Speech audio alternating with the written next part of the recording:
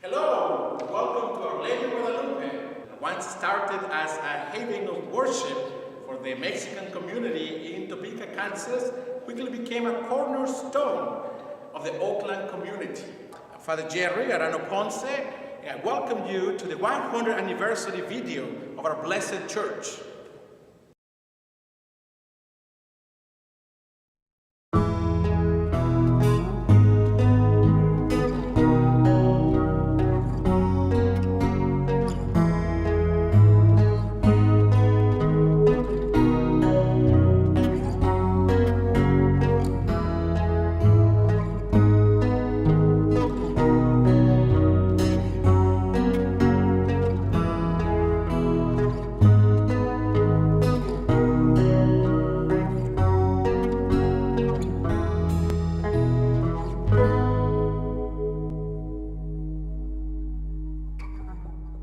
In 1910, Mexico fell into a revolution that would last decades.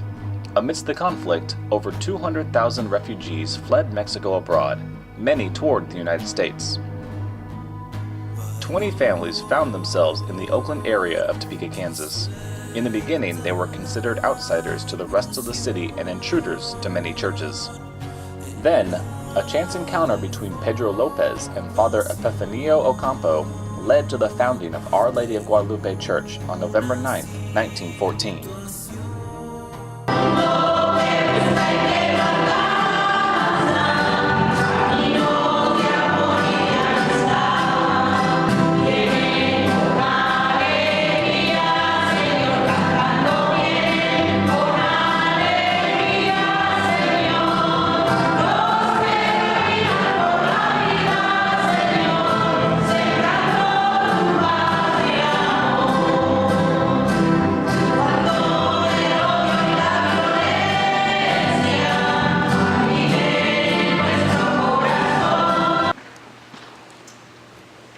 It is, again, a joy to be with you to celebrate this centennial anniversary.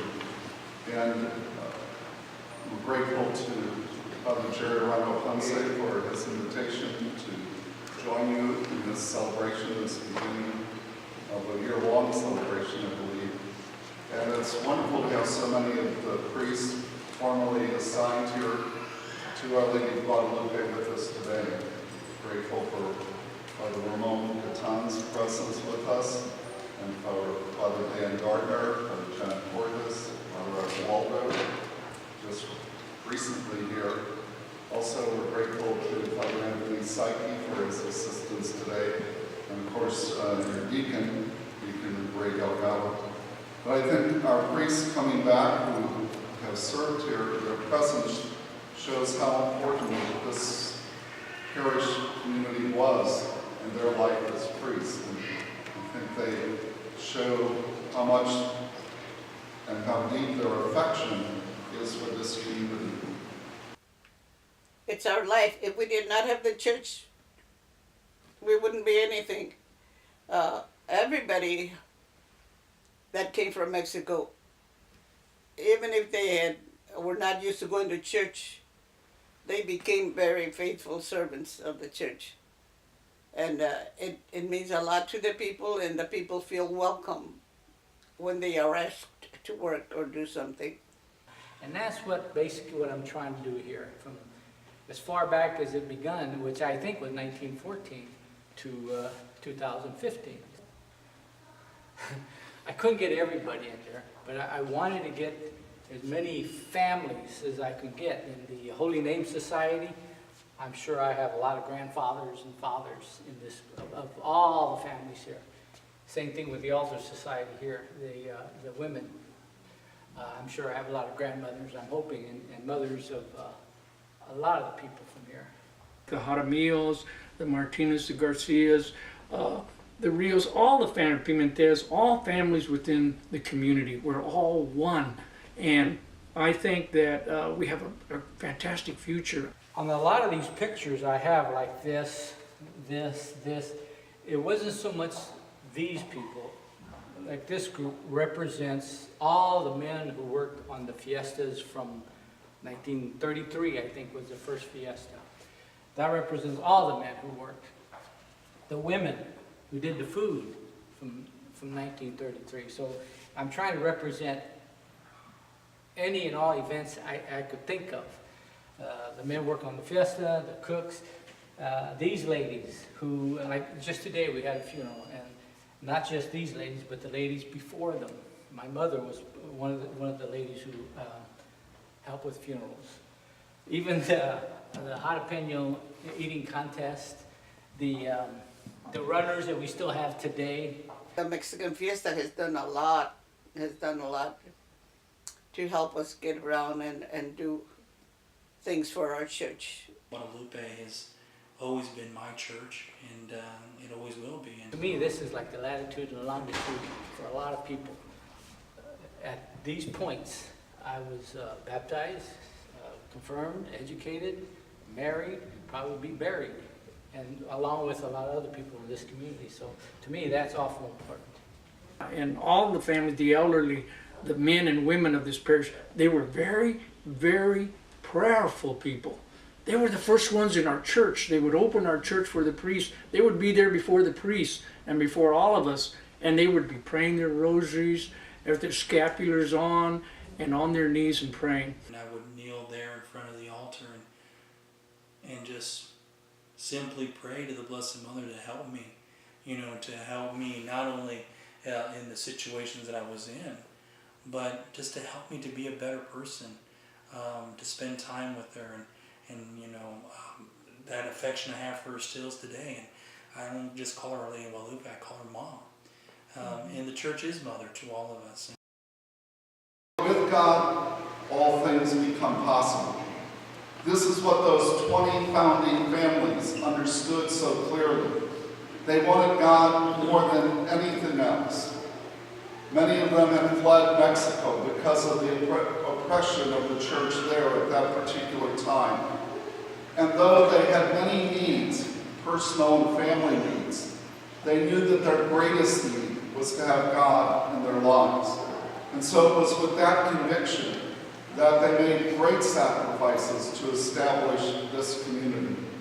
This is the original train station this is Pedro Lopez, where he met with Father Ocampo, and I guess they met, and that meeting started the wheels going to establish this community. And today we give special thanks for those founding families of this community of Our Lady of Guadalupe. We recall with great joy what in many ways seemed like a chance encounter when Pedro Lopez and Father Epifania Ocampo met at the Topeka train station in 1914. And because of their conversation, Father Ocampo stayed and helped to found this community of Guadalupe. He helped get the church here for the Spanish-speaking people. I think the thing that he taught me was that I could do anything I wanted to, be anything I wanted to, because he showed me that, without any English and stuff, the idea of getting the church, being with the church. We're grateful for the faith and the generosity of those 20 founding families, for the support and encouragement that they received from Father Francis Hayden, the pastor of Assumption Parish at that time, for the beginning of this new Catholic community in the Topeka region. My parents' history, which was Mexico, and this fence here is that separation from Mexico to the Our Lady of Guadalupe community. 1910, they started a train from Mexico City to I think it was San Antonio, and there was a train, it was being built from north to south and south to north. And that was what led to a lot of this migration into the United States. I came to Topeka because they wrote to me when I was in Colombia, and I don't remember who the lady was. I think it was Hazel that asked me to come because they needed somebody to speak Spanish. When the people from Mexico started coming up with the second group, started coming, and we had a lot of Hispanics, and nobody spoke Spanish here, or at least not enough to teach them or work with them. So they wrote to me and she asked me to come, and I asked for permission, and they gave me permission to come 1 year or so many months. But once I got here, I saw how much it was needed, and I was like, the priest could not speak Spanish, so he asked me to do it, and I said, look, I will speak to them, but first I want you to read the gospel in Spanish. You have it written there. Just read it, and then I'll explain it to the people. I didn't like to call it that I was giving a sermon, because women are not supposed to do that. But I wanted him to start learning Spanish so he could do it. And he didn't want to do it at first, and then he started it. And that's how I became a kind of a member of the altar. And I wrote back and I told them I have to stay longer because they need me here. And they said, no, we can't give you any more time. If you go there, you're going to stay there, but you cannot come back to our congregation over here. You'll have to establish something over there yourself, so you won't be alone. So I told them, give me one nun, just one nun to come with me. I don't want to go alone. But the superior said, nobody wants to go there. Nobody wants to go there because they think they have to learn English. They have to speak in English, and they don't know how to speak English. I told them, no, they don't have to learn English. That's how come I'm going, because of the Spanish speaking. And they said, no, go ahead, you go by yourself and you start something else there. You know, it's your vocation, it's your accomplishment. You know, when you go back and you look at our families that have come to this country, you know, the immigrants, they always wanted something better for their kids. Mm-hmm. And anytime I accomplish something, it is in honor of them. Speak to the people and speak to the people in church and teach religion to this First Communion kids. Then I took on confirmation also. Then afterwards I dropped that and let somebody else do it. Sister Juanita took over. And I started speaking to the adults. This is the present altar we have, and a list of all the priests from the very first. Father Ocampo is the one who started the Our Lady of Guadalupe, to Father Jerry, who we have presently. And this is the original altar, so that goes from the very beginning to now. In the old church thing, the school was downstairs and the church was upstairs. Where they held mass was upstairs on the old church.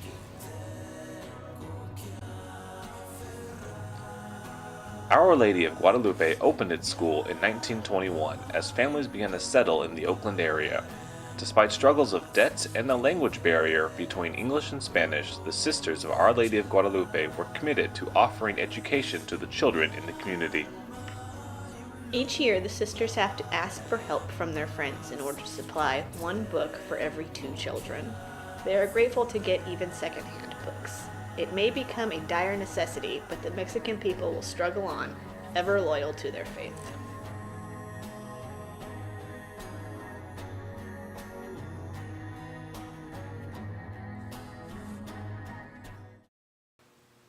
The different priests that have gone through Guadalupe, each one of them had their own character, and each one had their own vocation, each one had their own spirituality. And I think the diversity of the people, the men that went through that parish, I think all had a hand in my vocation in some way. But the one that really sticks out, and that seems to really have inspired me, was Father Anthony Paul Mason. And he inspired me because he showed me that you can be rigid and tough, and sometimes you got to be, because in order to bring all these people, you know, from various walks of life together to worship, so there has to be a certain order. But on the other hand, you can also be yourself, and love what God gives to you and what talents He's bestowed upon you. And, so He's one. I mean, I also remember Father Santiago. I think the privilege of being a priest among the several that are from this community, from the various vocations. I've always looked up to our former pastors, the Spanish priests that were here. I remember serving with Father Theophane, Father Roman, Father Fagan, Father Ramon Gatan, and then Father Thomas Ophir was really the person I attribute my vocation. He was simple, he was humble, he was sincere, he took us swimming, he took us to the monastery, he took us out to eat, and he was the one that I connected with. Of all the many priests that we had, he was one that I connected, and I think was probably the inspiration of my vocation. Really, what I take away from Father Paul Macy and Father Santiago and from the other priests, that even though we're called to do an extraordinary job, we're still ordinary men. We still have the joy of just being human, the desire to please not only people but to please God overall. And we thank God for those families who also, in the midst of the Depression, began the Fiesta Mexicana to support Our Lady of Guadalupe School. The Fiesta Mexicana remains a significant fundraiser for the church in supporting Holy Family School and keeping Catholic education accessible to the children of Our Lady of Guadalupe Parish. When the first fiesta was held here more than 80 years ago, it was a small one. In the decades since then, people have come together for what's now a week-long celebration, raising money for the good works of the parish and the excellent Catholic education offered by the school.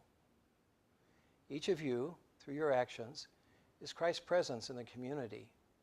You carry on a great tradition, and I know you'll pass it on to future generations through your example of discipleship. They started with the fiestas, and the fiestas really all started at the yarda, where they call it well, I call it yard because, but it's really la yarda. That's what they called it. And so these all people got together and went over there to the fiestas and the jamaicas. They used to call it jamaicas. They moved over here to North Chandler here in that corner, and then they used to have a bingo right in the street, and right in the center of the corner right here on Atchison and Chandler, and then they used to play the music, and they used to have dances, and you paid 10 cents for a ticket to dance, and they roped it up around, and that is so. That's how we made up some of the money for the church. July 1932 marked the beginning of the first Mexican Fiesta. It was a chance for the community to not only experience their heritage of Old Mexico, but also share it with the rest of Topeka.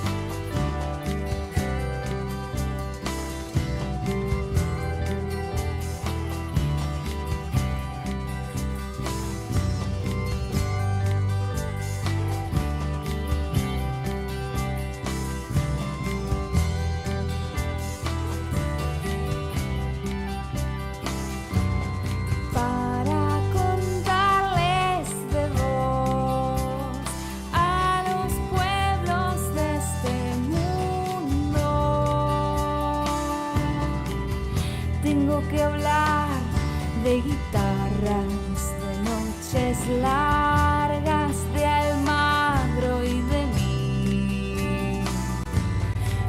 Una de mi corazón, yo soy sangre de tu sangre.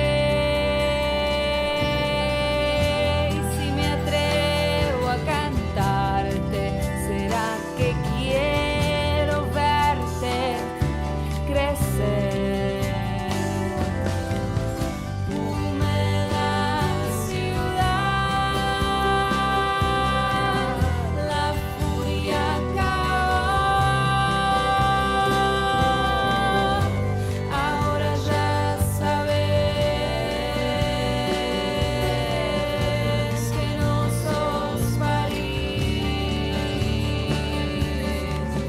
Madre América fue quien te parió. Empezá a querer tu noble raíz. What I noticed in this fiesta is that in every section that you go of the fiesta, whether you're talking entertainment, whether you're talking the liturgy, whether you're talking stands, the food stand, or whatever, there are pockets of families that are being involved. And it's not just mom and dad and grandma and grandpa. Now it's the rest of the siblings along with it. So you see not only the Valdivias or the Rangels or even the Delgados or Jaramillos, you see Martinez, Garcias, you see them all. You see all families, and you see pockets of their families, their sons, their daughters, their grandchildren, and other children that are helping out. And I think that speaks well for our church. And it's a wonderful tradition that you have here in this great festival. And where, as part of the fundraiser, we have this King and Queen.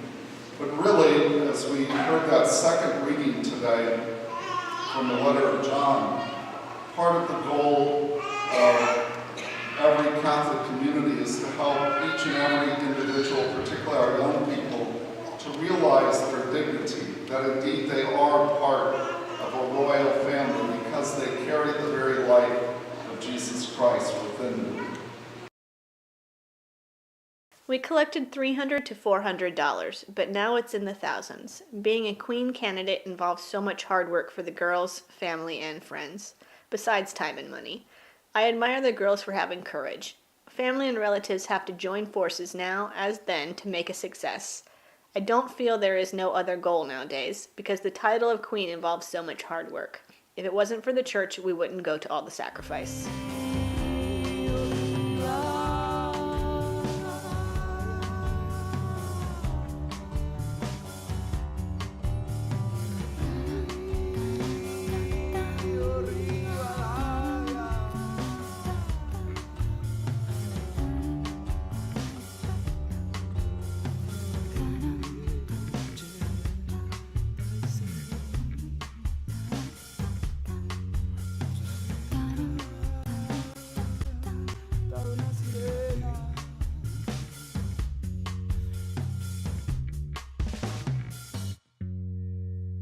Blessing and make the official announcement of our 2015 royalty court. Will the candidates and their parents please stand?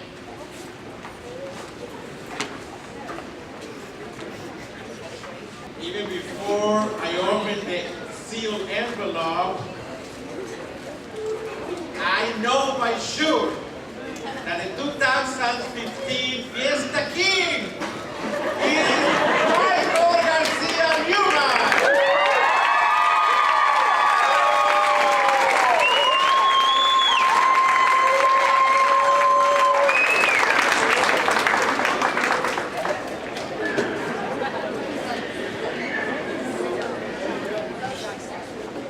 Remember, the king will dance for free tonight. Congratulations, King Garcia Newman.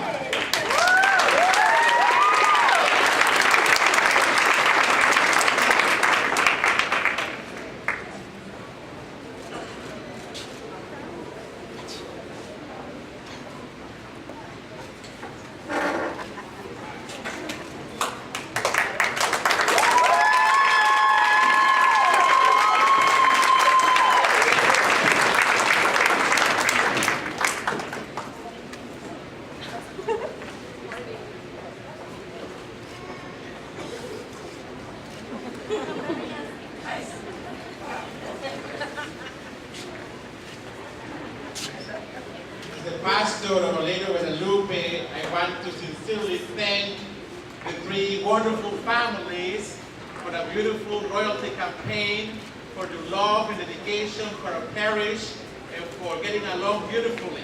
Let us thank them all together.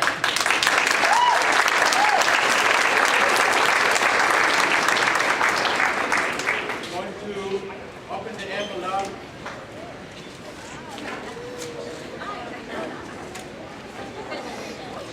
There is a cross. The 2015 royalty campaign raised $123,800.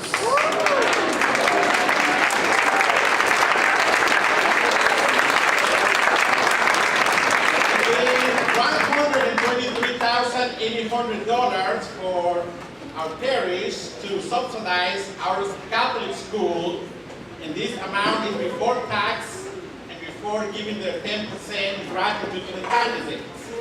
And the 2015 Fiesta Queen is